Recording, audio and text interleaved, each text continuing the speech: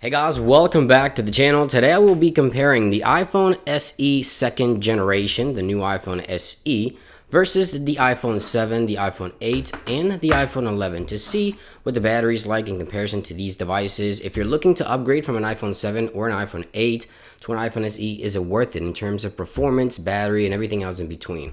So of course I have the iPhone 11 here as well because these two share the same processor. I want to see what the difference in processing power is depending on device size, and of course comparing to the previous generations as I mentioned, in case you're looking to upgrade to see if it's worth the upgrade. Now keep in mind, this is Apple's most affordable new iPhone right now at $399. So first up, I'm going to do a boot up test. I also want to do some app launching tests, speeds and things like that. I also want to do some benchmarks and of course the battery test, which took me about a day to perform. I'm going to share the numbers with you guys. There's a lot of good information there. So let's start with the boot up test. I connected all four iPhones to a power source. So when I click the power source, all the iPhones should light up at the same time to see which one lights up faster or boots up faster to the home screen. So 1, 2, 3. Here we go. All the iPhones should get power at the same time. There we go.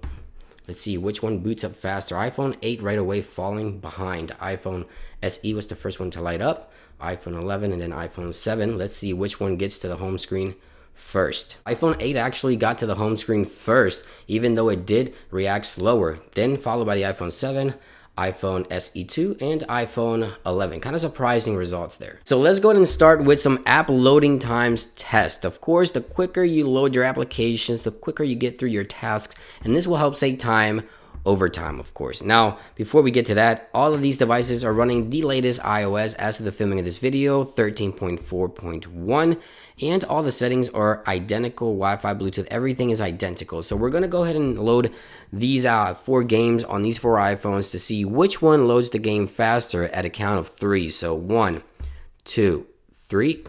There we go. iPhone 11, iPhone SE as expected, iPhone 8, and iPhone 7.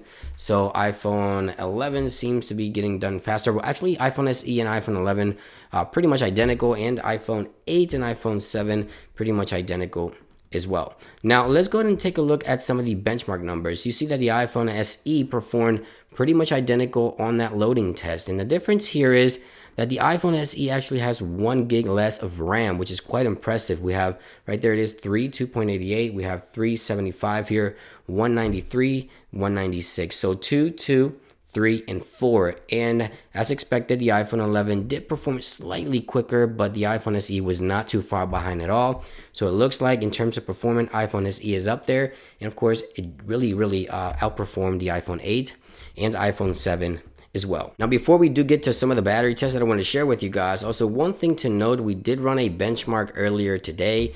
And as you can see here, the iPhone SE2 is performing close to identical as the iPhone 11 with less RAM, which is quite impressive. Single core score is identical, and multi-core score is slightly below on the SE, but not by much at all. Both devices do have the same processor, but the iPhone SE has 1 gig less of RAM. And we have the iPhone 8 and iPhone 7, of course, falling behind. So iPhone 11, iPhone SE 2, iPhone 8, and iPhone 7. But the performance looks good across the board. It's just impressive to see the iPhone SE's performance on those benchmarks. So now let's go ahead and take a look at some of the battery tests that I performed. Now, before we get to that, all the settings were identical as I mentioned before. The battery health on all these devices is at 100%. So all of these devices have brand new batteries. As you saw, the software is the same, settings were the same, all the tasks were identical as well. Bluetooth and Wi-Fi was turned on.